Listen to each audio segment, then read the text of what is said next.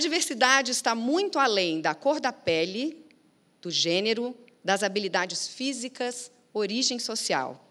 E, quando é mal gerida, pode levar à anestesia de ideias. É o que pensa o Vítor de la Paz Richard Martinez, doutor pela Faculdade de Economia, Administração e Contabilidade da USP, consultor e professor sobre diversidade e sustentabilidade na Fundação Instituto de Administração, na Fundação Getúlio Vargas e Escola Superior de Propaganda e Marketing. Diversidade como fonte de inovação é o tema da palestra dele. Pode vir, Vítor.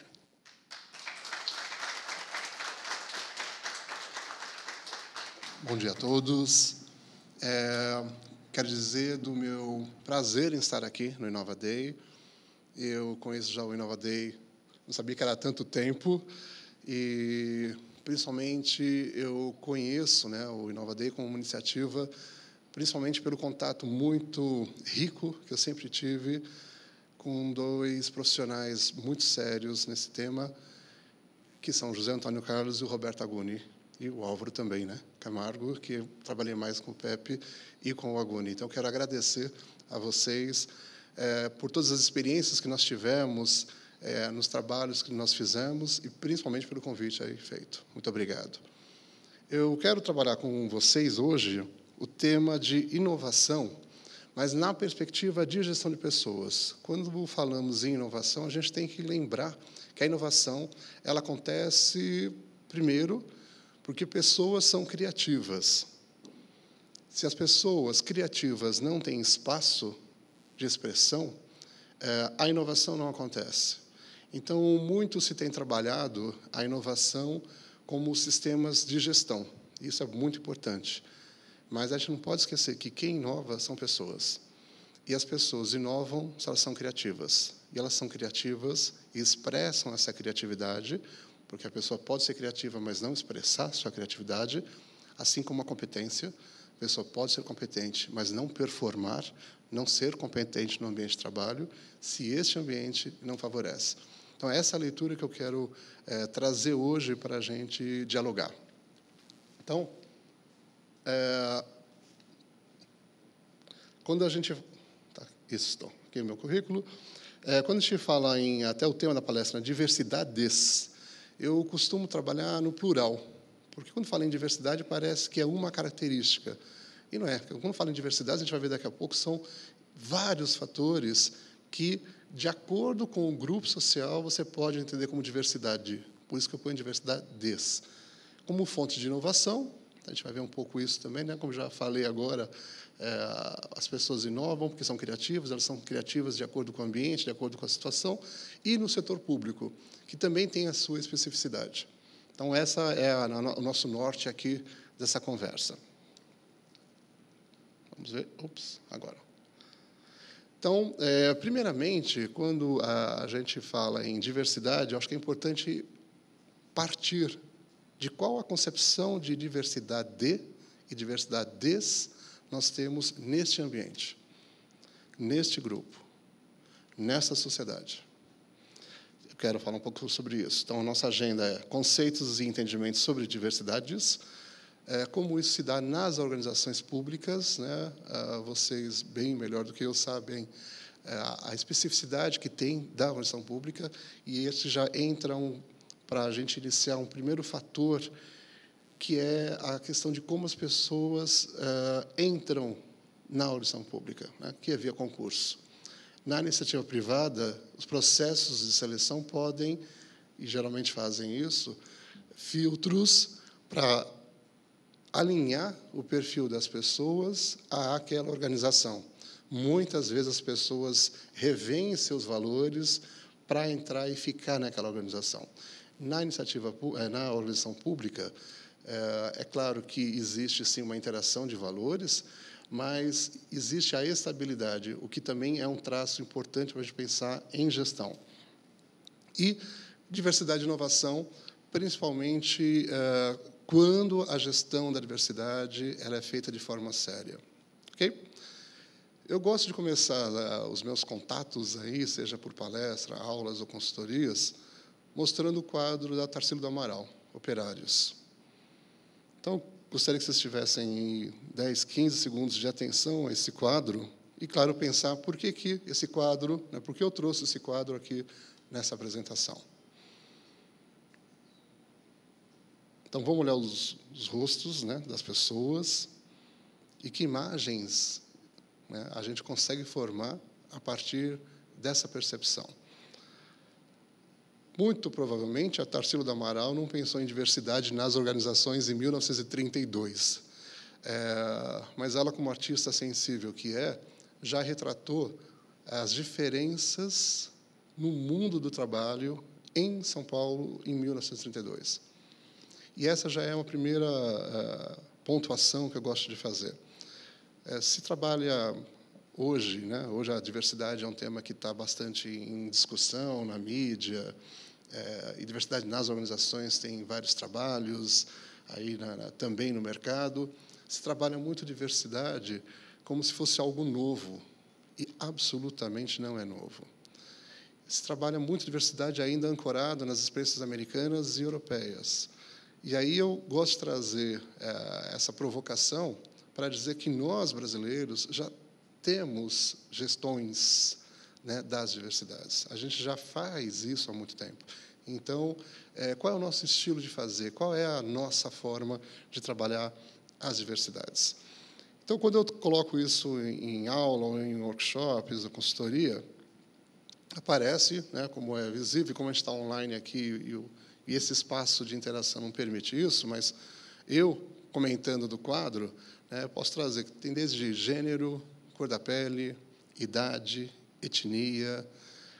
Já saíram comentários do tipo, olha como todas as pessoas estão chapadas, né, como se elas não tivessem diferença entre elas, estão todas num plano só, chapadas. E saiu até já um comentário, olha, tem um que é gerente. Nossa, onde é que está o gerente? Né? Falei, onde é que está o gerente? É o único que está sorrindo. Então, isso já diz muito, né? E diz muito da nossa cultura do trabalho. E cultura é uma palavra-chave quando se fala em diversidades.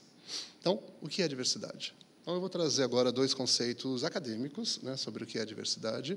Pedir para vocês lerem e verem as semelhanças e as diferenças desses conceitos. Então, para o Cox, né, que é um autor mais reconhecido nessa área, ele fala que é a variação de identidades culturais e sociais. Esse é um ponto fundamental. Identidade e variação.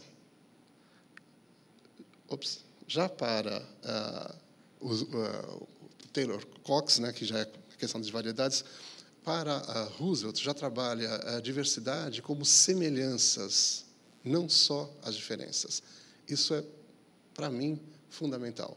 Boa parte dos trabalhos que vêm sendo feitos, inclusive no mercado, estão ancorados na primeira concepção, de variação de identidades. Então, assim, cada um de nós aqui tem, até se fala hoje, né, pelo pós-modernismo, múltiplas identidades, cada um de nós se filia a um grupo identitário ou a vários grupos, mas o que eu trabalho, inclusive, como provocação e como espaço de reflexão é quais são as identificações que fazem da gente. Isso, para mim, é fundamental.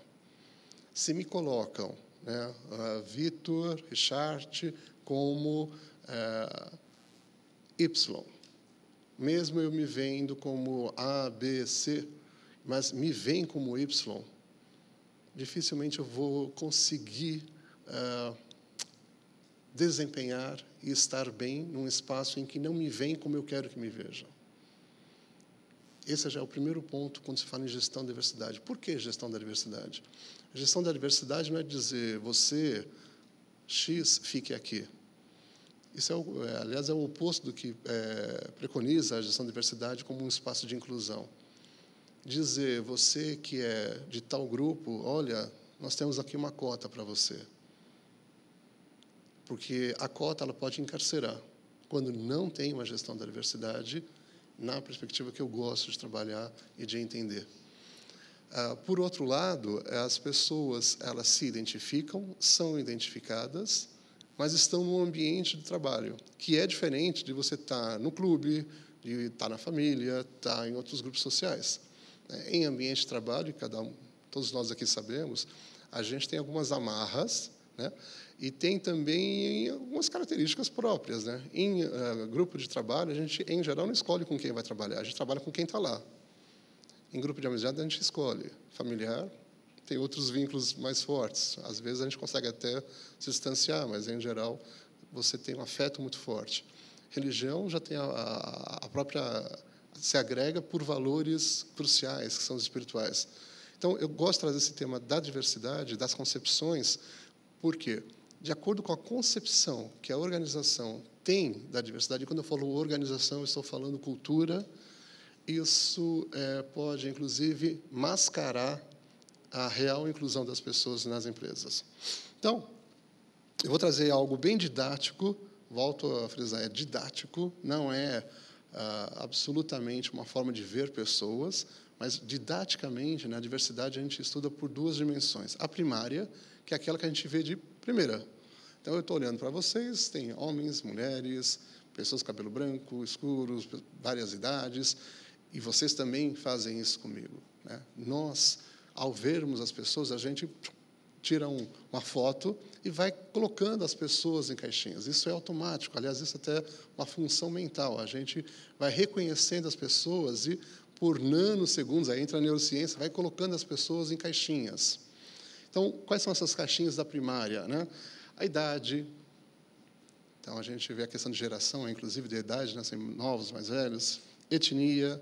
E, quando falo etnia, está ampliando aí para a cor da pele, raça, e tem uma boa discussão sobre raça e etnia também, mas vamos trabalhar agora a etnia. As características físicas e mentais, aí entram as pessoas com deficiência, gênero, né, que é o que se discute bastante também, e orientação sexual, quando é visível. Mas tem uma outra dimensão da diversidade, que é a secundária, que vamos colocar em uma só concepção, uma palavra-chave, que seria o background cultural ou mentalidade. Acho que mentalidade é até uma palavra melhor. É o jeito da pessoa, a personalidade dela, o jeito que ela fala, os valores dela, os credos dela. São os valores psicossociais. A secundária, ela aparece com a convivência. A primária já é imediato. Então, no ambiente de trabalho, aí entram as pesquisas, inclusive também os meus trabalhos que eu venho fazendo, são as diversidades secundárias as que mais impactam no ambiente de trabalho. Porque a primária ela é muito importante para contatos iniciais e para projetos de curto prazo. O dia a dia nos faz ter contato com as diversidades secundárias. E, psicologicamente, são as diversidades primárias e secundárias que formam a identidade. E aí entra aquele ponto que eu falei que eu preciso repetir. Existe a identidade que eu quero ter, ou a qual eu me filio, e existem as identificações dos outros. E aí que entra a gestão da diversidade. Então, aqui, né, esse material, claro, vai estar disponível, inclusive é da Loden. A Loden é uma autora americana, que eu gosto bastante aí do trabalho dela. Existem as dimensões internas, que são essas primárias que eu falei, as secundárias também acabei de falar, e, claro, tem outras variações, e as organizacionais, que aí eu também quero trazer para vocês. Quando falamos em gestão da diversidade, é também, por exemplo, o tempo de casa. Eu sei de organização pública, por exemplo, que um gerente conversou comigo, Vitor, eu aqui, quando tem reunião de gerente, eu não tenho voz, eu não posso falar. Uma organização pública. Eu falei, mas por quê? Porque você não tem que falar, você não se sente bem, não se sente confortável? Eu falei, não, ninguém me dá espaço para falar. Eu falei, por quê? Porque eu tenho pouco tempo aqui, né? Eu sou novo. Ele nem é novo de idade, 40 e poucos, mas eu falei, novo... Eu falei, eu só tenho 3 anos como gerente. 3 anos como gerente é novo, naquela organização. Isso é o outro ponto importante. Evitem pensar na gestão de diversidade como uma receita que a gente pega na internet, porque o que é diversidade nessa organização pode não ser na outra organização. Assim como o que é no setor público não se aplica a todas as organizações do setor público. A gente tem que entender o que é a diversidade neste espaço. Passar agora um vídeo rápido, 30 segundos, está em espanhol, mas é fácil entender. Eu gostaria que vocês pensassem a respeito de preconceito, discriminação e estereotipia. Por favor, Larissa.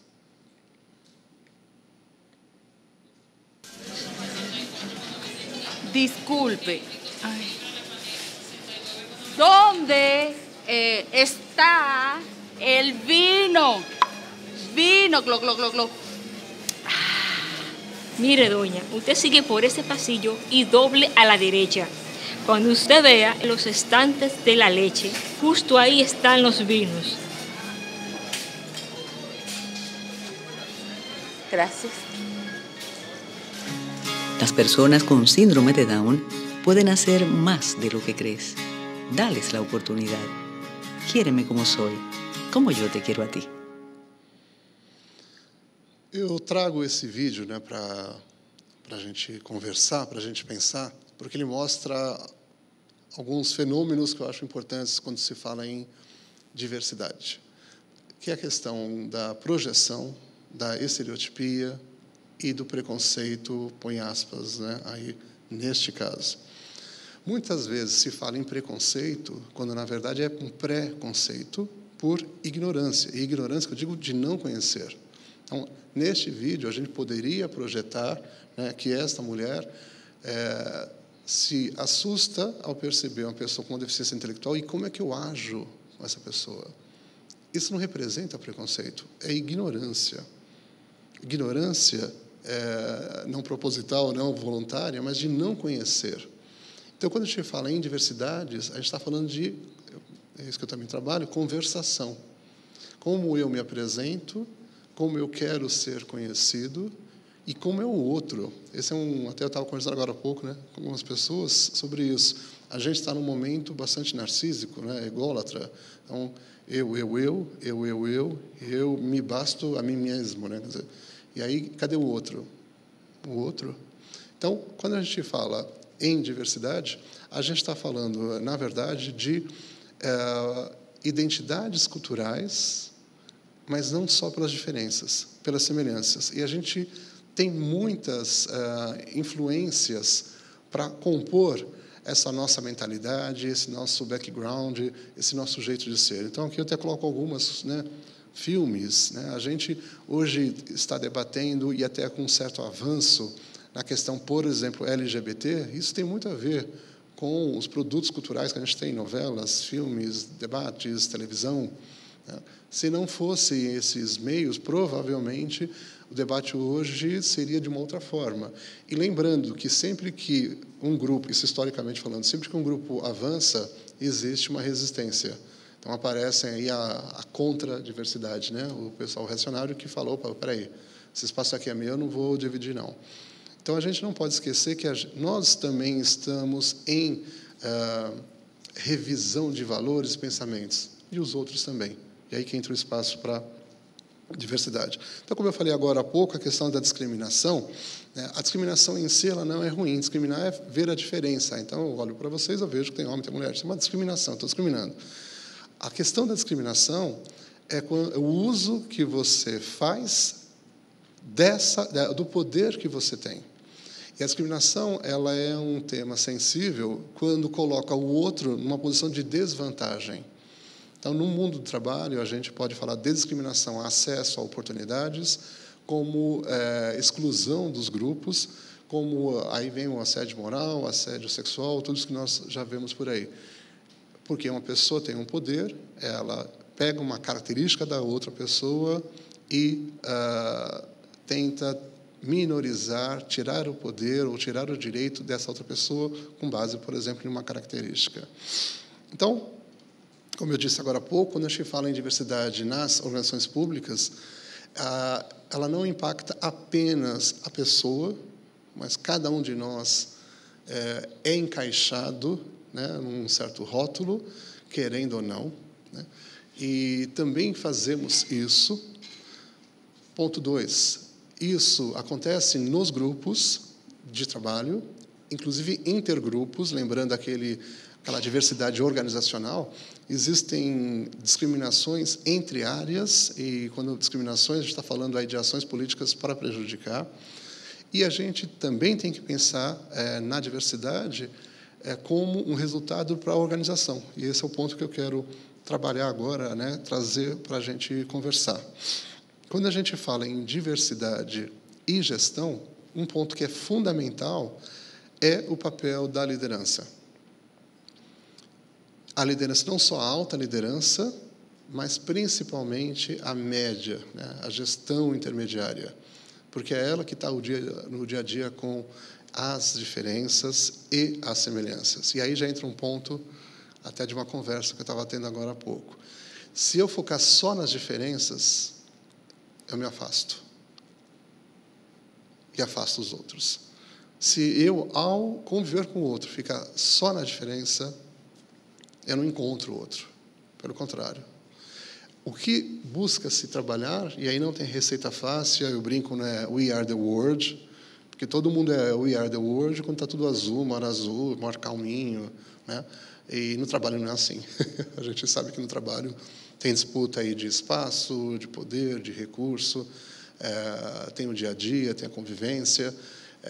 Então, quando a gente fala em gestão de diversidade, principalmente na média gerência, a gente está falando de o que é que une este grupo. Quem são os membros desse grupo? Aqui, por exemplo, o Wilson, né, um autor americano que eu também acho interessante para se estudar a gestão de diversidade no papel do gestor, principalmente, ele coloca algumas características que o gestor de pessoas tem que ter. Primeiro, quando eu falo gestor de pessoas, eu estou falando de RH. Então, de qualquer pessoa que está na condução, na liderança de um projeto, de uma equipe. Ponto. Não é só o RH. RH, claro, é uma outra instância, é uma área aí da empresa. Quando falamos em gestor, a gente está dizendo que o gestor ele tem que criar um clima de abertura em que as diferenças e, principalmente, a identidade de grupo seja presente. Então, se, por um lado, as diferenças elas existem, e isso deve ser respeitado e valorizado, não anulado, as diversidades devem ser também respeitadas como uma forma de caracterizar aquele grupo. Então, pegando o quadro lá do Tarsila e fechando aqui a apresentação, a gente pode ver que, né, naquele quadro existe um grupo de trabalhadores daquela organização com as suas diferenças, como a gente, né, até pelo pedido que eu fiz para vocês analisarem, mas também com algo que os une, que aí, no caso, era aquele grupo de trabalho. Depois a gente pode até conversar de alguns, né, mais casos práticos, mas o que eu quero encerrar aqui a minha apresentação é reafirmar que, quando se fala em diversidade, não é só diversidade primária. O foco na diversidade primária encarcera e dificulta a convivência. Nenhum de nós gosta de ser rotulado, mesmo quando abre aspas, um rótulo positivo, porque isso também você fica sempre na expectativa de atender o outro. A criatividade, como uma característica humana, ela acontece em grupo quando existe um clima para a expressão da criatividade. Quando se fala em inovação, qualquer pessoa que estuda inovação, com certeza já foi dito aqui, um ambiente de inovação tem que ter, pelo menos, tolerância ao erro e abertura às ideias. Se isso não acontecer, não tem como acontecer a inovação. Então, a criatividade, ela é do ser humano, mas ela só é expressa e acontece se existe um clima e uma gestão apropriada. Então, gostaria de agradecer e deixo essa frase do Boaventura de Souza Santos, que, para mim, resume bastante o que eu penso que é a diversidade e sua gestão em organizações. Claro que aqui ele fala de grupo social maior. As pessoas e os grupos sociais têm o direito a ser iguais quando a diferença os inferioriza, e o direito a ser diferentes quando a igualdade os descaracteriza. Muito obrigado pela atenção, e aí a gente conversa depois, mais tarde. Obrigado.